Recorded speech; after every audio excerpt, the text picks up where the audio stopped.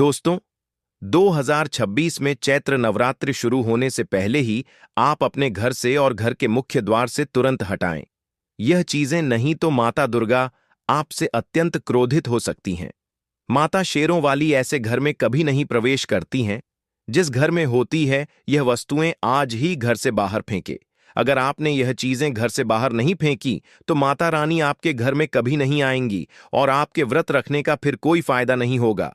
साथ ही दोस्तों, हम आपको एक ऐसा उपाय भी बताएंगे जिसे चैत्र नवरात्रि में करने से माता दुर्गा बहुत शीघ्र ही आपकी सारी मनोकामनाएं पूर्ण करती हैं और इस उपाय को करने से माता रानी आपके घर के सारे दुख, दरिद्रता और कष्ट को यूं चुटकियों में दूर करती हैं।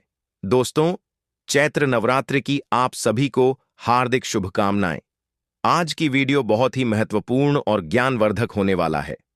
इस वीडियो हम आपको विस्तार से बताने वाले हैं कि इस बार नवरात्रि का आरंभ कब हो रहा है और मां दुर्गा किस वाहन पर आ रही हैं, यह जानना अति आवश्यक है।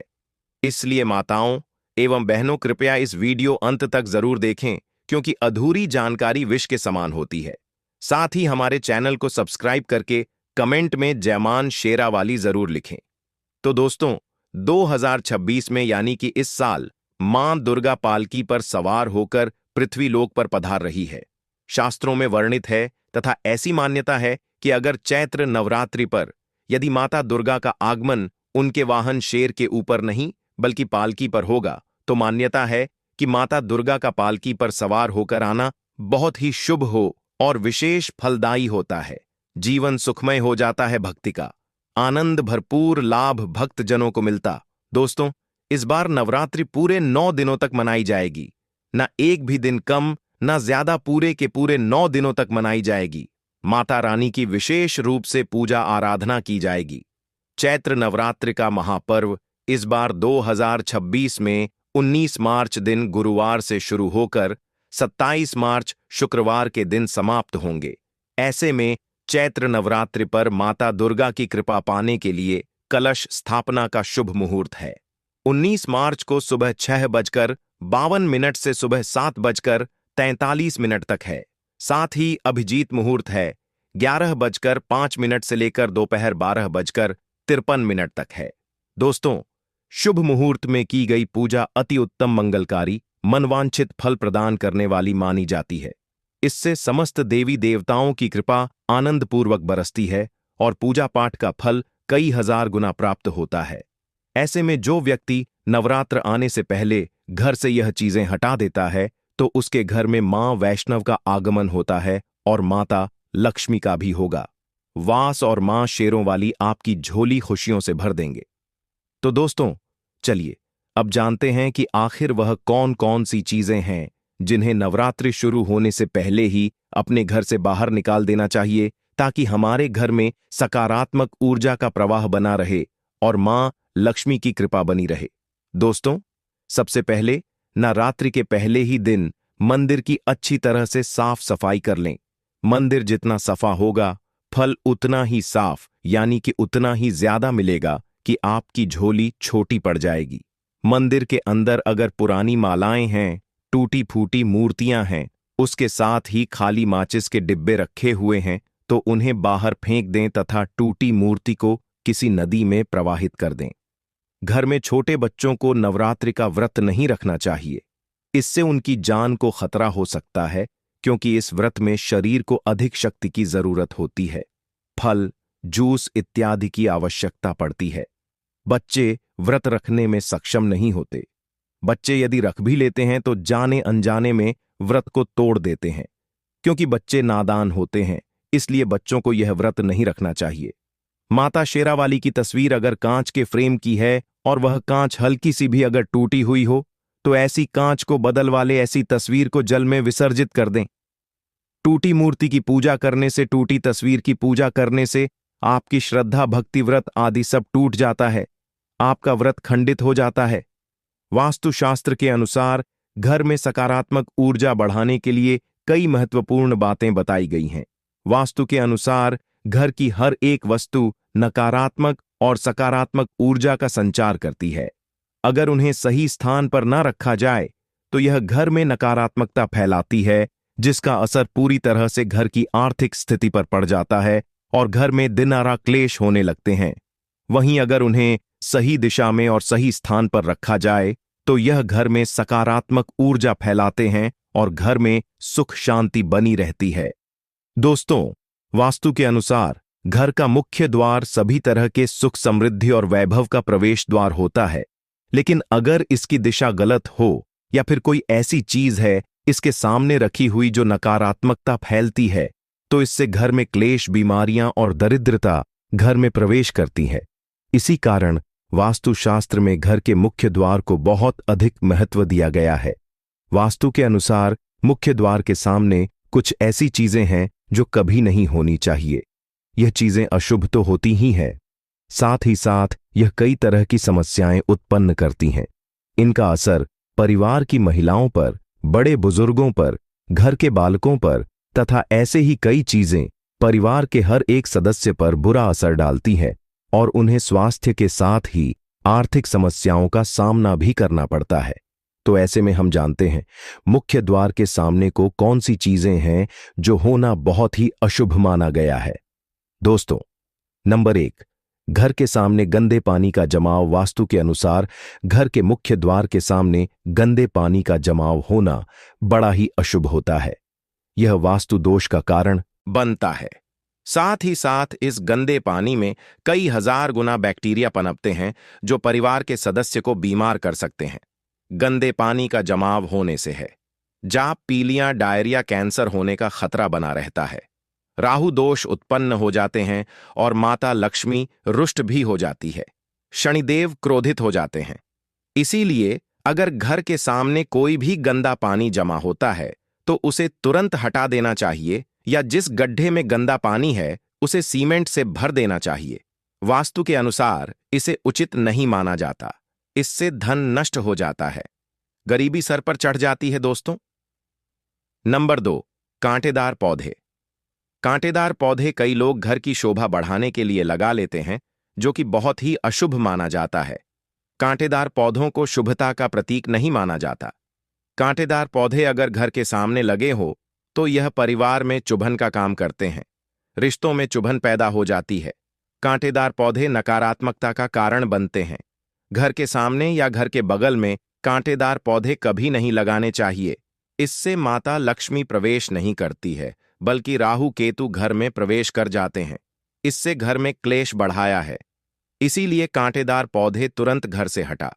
जिस कांटेदार पौधे में फूल नहीं आता, पत्ते नहीं होते, उसका घर के आसपास होना भी घोर अनर्थ माना जाता है। कांटेदार पौधे को जितना जल्दी हो सके अपनी भलाई के लिए तुरंत हटा दें। कांटेदार पौधे लगाने से शत्रुओं की संख्या बढ़ जाती। दोस्तों, घर के मुख्य द्वार पर केवल खुशबूदार पौधे ही लगाने चाहिए, जैसे तुलसी का पौधा, हरे, गुलाबी, लाल, पीले फूलों के पौधे ही लगाने चाहिए। इनकी सुगंध से माता लक्ष्मी आकर्षित होती है। तो दोस्तों, तीसरी चीज है खंडित मूर्तियां। अगर आपके घर में किसी भी देवी देवता की खंडित मूर्ति है तो उसे तुरंत किसी पवित्र स्थान या नदी में विसर्जित कर दें, क्योंकि खंडित मूर्तियां घर में नकारात्मक ऊर्जा को आकर्षित करती हैं और इसका परिणाम घर के सदस्यों पर बुरा पड़ सकता है। इसके अलावा अगर आपके घर में पुराने टूटे फूटे जूते, चप्पल पड़े हैं जिनका उपयोग आप नहीं करते हैं तो उन्हें भी घर से बाहर हटा दें। वास्तु के अनुसार घर में पुराने और अनुपयोगी जूते, चप्पल रखने से नकारात्मकता फैलती है और यह घर के सदस्यों की उन्नति और तरक्की में बाधक बनते हैं। साथ ही घर में बंद घड़ी रखना भी नकारात्मक संकेत माना जाता है। बंद घड़ी को भी नवरात्रि से पहले घर से हटा देना चाहिए, क्योंकि यह तरक्की और समय के प्रवाह को रोकती है। टूटे हुए कांच या शीशे की कोई भी वस्तु अगर आपके घर में है तो उसे तुरंत हटा दें। टूटा हुआ कांच घर में नकारात्मक ऊर्जा लाता है और इसके प्रभाव से घर के सदस्यों को नुकसान हो सकता है। इसीलिए नवरात्रि से पहले अपने घर को पूरी तरह से शुद्ध और व्यवस्थित कर लें, ताकि मां दुर्गा की कृपा आप पर बनी रहे और आपके जीवन में सुख समृद्धि का वास हो। नवरात्रि के पावन दिनों में मां दुर्गा पृथ्वी पर निवास करती है और अपने भक्तों की पूजा को प्रत्यक्ष स्वीकार करती है। इसीलिए नवरात्रि के 9 दिनों में माता की पूजा और व्रत का विशेष महत्व होता है। इसीलिए आप सभी अपने घर को स्वच्छ जरूर रखें ताकि आपके घर में नकारात्मक ऊर्जा न आए। अगर आपके घर में नकारात्मक ऊर्जा आ जाती है तो आपके घर की आर्थिक स्थिति कमजोर हो जाती है। इसलिए नवरात्रि शुरू होने से पहले कांच की टूटी हुई चीजें तुरंत घर से निकाल दें, जिससे कि नकारात्मक ऊर्जा का प्रभाव खत्म हो सके और सकारात्मक ऊर्जा का प्रवाह बना रहे। इसके साथ ही अगर घर में कोई कटी फटी धार्मिक पुस्तकें हैं तो उन्हें भी घर से बाहर कर देना चाहिए। वास्तुशास्त्र के अनुसार घर में कभी भी कटी फटी धार्मिक पुस्तकें नहीं रखनी चाहिए, क्योंकि इससे घर में नकारात्मकता फैलती है। यदि कोई धार्मिक पुस्तक फट गई हो या खराब हो गई हो तो उसे तुरंत किसी पवित्र नदी या बहते जल में प्रवाहित कर देना चाहिए ताकि शुद्धता बनी रहे और माता रानी की कृपा आप पर बनी रहे। अब बात करते हैं पुराने और टूटे हुए बर्तनों की। पुराने और टूटे फूटे बर्तन घर में नकारात्मक ऊर्जा का संचार करते हैं। इन बर्तनों को हटा देना चाहिए ताकि घर में नई और स्वच्छ वस्तुओं का आगमन हो सके। नए बर्तन लाने से घर में समृद्धि और सकारात्मक ऊर्जा का प्रवाह होता है।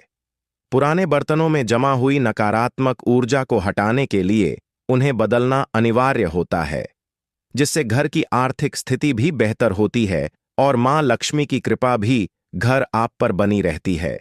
इसके बाद अशुद्ध और गंदे कपड़े जो घर में पड़े हैं उन्हें भी हटा देना चाहिए। गंदे कपड़ों से नकारात्मक ऊर्जा फैलती है जो घर में दुर्भाग्य लाती है। नवरात्रि के अवसर पर नए और स्वच्छ कपड़े पहनना चाहिए, जिससे सकारात्मक ऊर्जा का प्रवाह बना रहे और मां दुर्गा की कृपा प्राप्त हो। गंदे कपड़ों में जमा हुई नकारात्मक ऊर्जा को हटाने के लिए उन्हें तुरंत बदलना अनिवार्य होता है। अब बात आती है पुराने और फटे हुए आसनों की। फटे हुए या पुराने आसन भी घर में नकारात्मक ऊर्जा फैलाते हैं और इस कारण मां लक्ष्मी और मां दुर्गा की कृपा में बाधा उत्पन्न होती है। नए और स्वच्छ आसन लाने से घर में सकारात्मक ऊर्जा का प्रवाह बढ़ता है, जिससे घर में शांति और समृद्धि का वास होता है। पुराने आसन से नकारात्मक ऊर्जा का प्रभाव हटाने के लिए उन्हें बदलना आवश्यक है। इसके अलावा गंदे और धूल भरे पर्दे भी घर में नकारात्मकता का संचार करते हैं। इन्हें तुरंत हटा देना चाहिए और नए पर्दे या पर्दे को अच्छी तरह से ढोलकर और साफ करके लगाना चाहिए, जिससे घर की स्वच्छता बनी रहे और सकारात्मक ऊर्जा का प्रवाह हो। मां लक्ष्मी और मां दुर्गा की कृपा प्राप्त करने के लिए यह महत्वपूर्ण है कि घर का हर कोना स्वच्छ हो और सकारात्मक ऊर्जा से भरा रहे। अब हम बात करते हैं टूटे और खराब दरवाजों की। अगर घर में कोई दरवाजा टूटा हुआ है या ठीक से काम नहीं कर रहा है तो उसे तुरंत ठीक करें या बदलवा दें। दरवाजे एक घर की सुरक्षा और ऊर्जा के प्रवाह के प्रतीक होते हैं।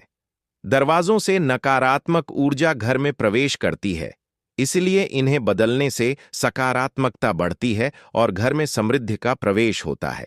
इसके बाद पूरा खराब इलेक्ट्रॉनिक उपकरणों को भी घर से हटा देना चाहिए। यह उपकरण न केवल नकारात्मक ऊर्जा का संचार करते हैं, बल्कि घर में अस्थिरता और बाधाएं भी उत्पन्न करते हैं। नए उपकरण लाने से घर में सकारात्मक ऊर्जा का प्रवाह होता है और घर की स्वच्छता भी बनी रहती है। गंदे और धूल भरे कालीन भी घर में नकारात्मकता का मुख्य स्रोत होते हैं। नवरात्रि से पहले इन्हें भी बदल देना चाहिए और नए कालीन लगाने से घर में सकारात्मकता का संचार होता है। मां दुर्गा की कृपा प्राप्त करने के लिए घर का हर हिस्सा स्वच्छ और सकारात्मक ऊर्जा से भरा होना चाहिए। अब बात करते हैं पुराने और टूटे हुए फूलदानों की। पुराने और टूटे हुए फूलदानों में धूल और नकारात्मक ऊर्जा जमा हो जाती है, जो घर के वातावरण को दूषित कर देती है।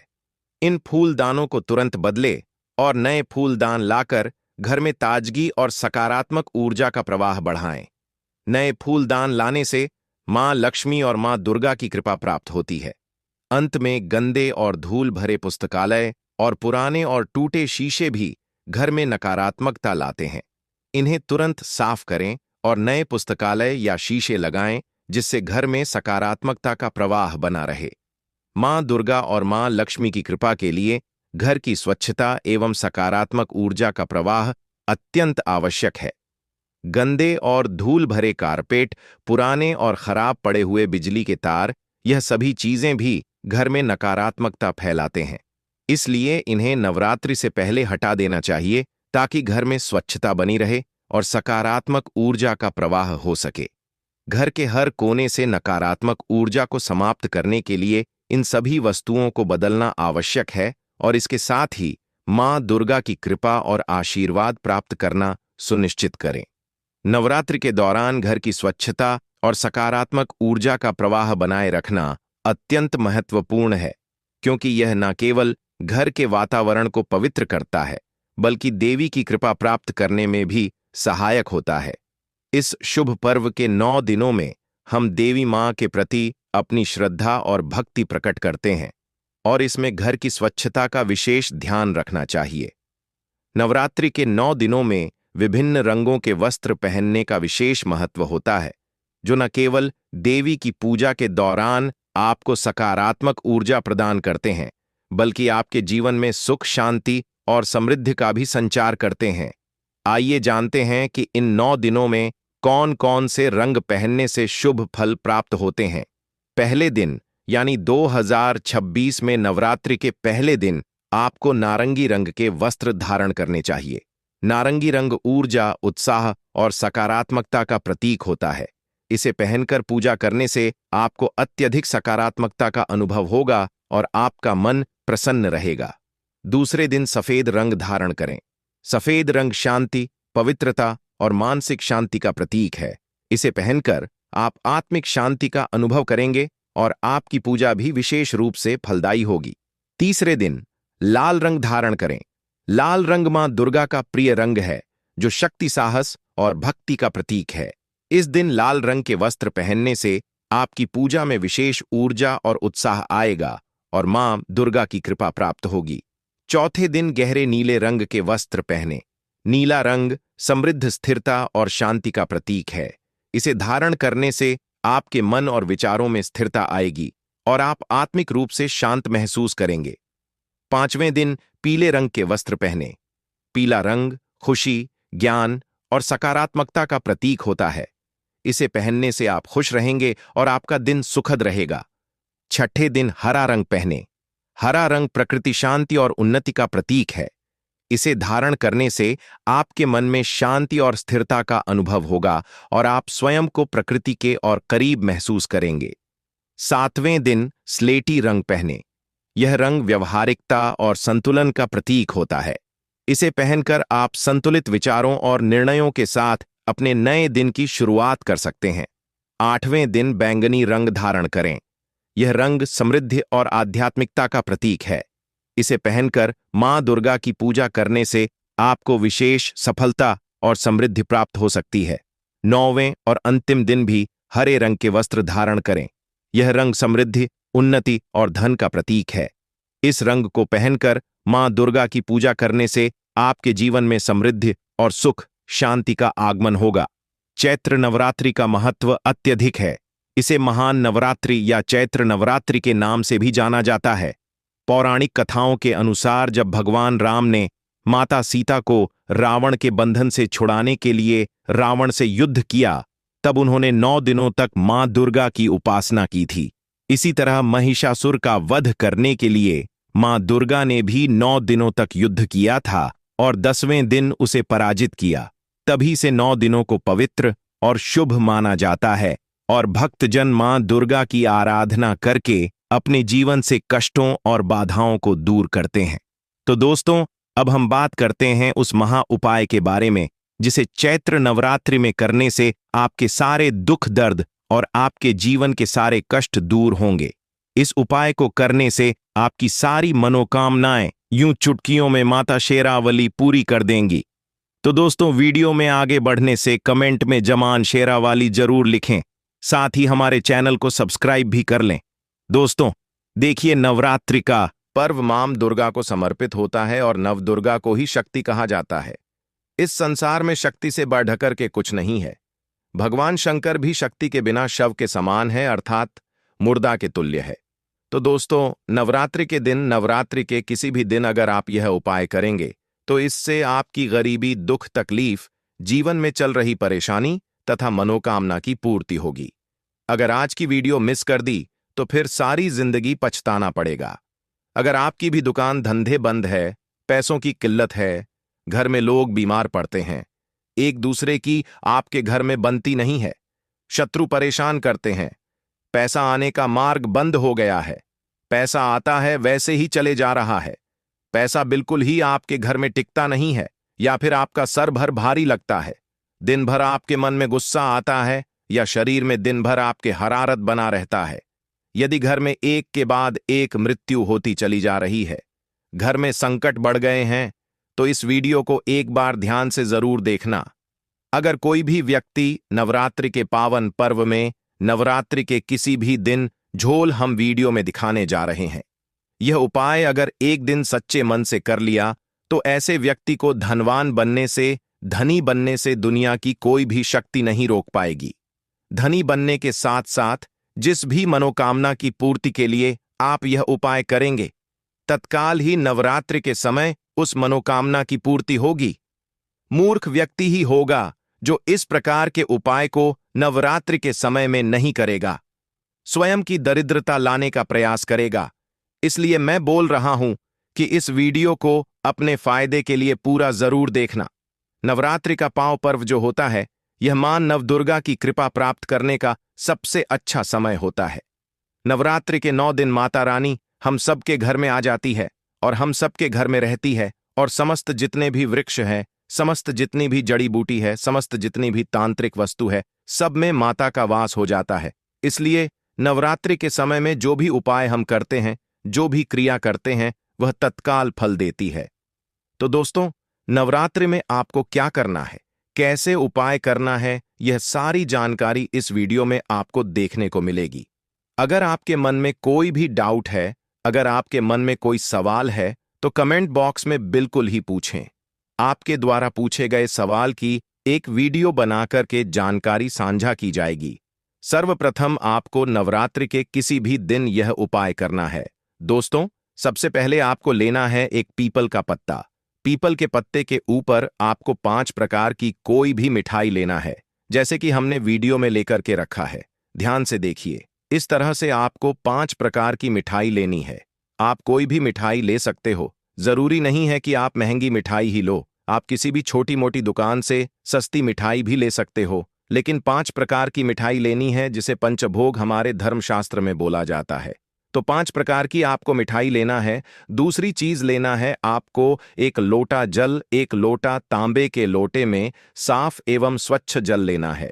तो आपको यह दोनों चीजों को, यह 5 प्रकार की जो आपने मिठाई रखी है पीपल के पत्ते में, यह 5 प्रकार की मिठाई को आपको लेना है और आपको किसी पीपल के वृक्ष के पास चले जाना है। पीपल के वृक्ष में कैसे चढ़ाना है और आपको कौन सी कामना को लेकर के चढ़ाना है, यह इस वीडियो में बताऊंगा। तो सर्वप्रथम तो आपको पीपल के पेड़ के नीचे जाना है।